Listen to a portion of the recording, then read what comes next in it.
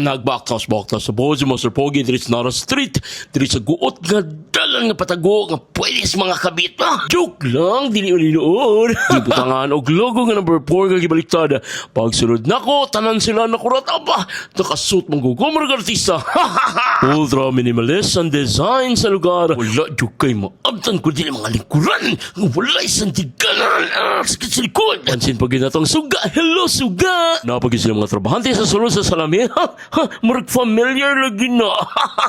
Nakasulat pag ganyan secret formula ni Mr. Krabs. Hello, Mr. Krabs. Dagan kayo silang mga paandar sa lugar. Mga nindot nga aesthetic na makaingon yung ka. Lahirag yun pag naikwarta.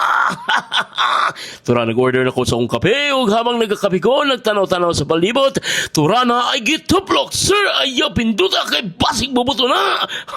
After 10,000 years of paghulat, niabot na yun ang akong pagkaon nga croissant. Puro hangin. Bonjour, bon oui. Kiyawas ang French oy, pero ayaw kalimot. Kaning bangko nga makita ninyo karon katunga lang sa akong lumot. Kita sa batsik. Tao pa rin reklamo sibog-sibog po.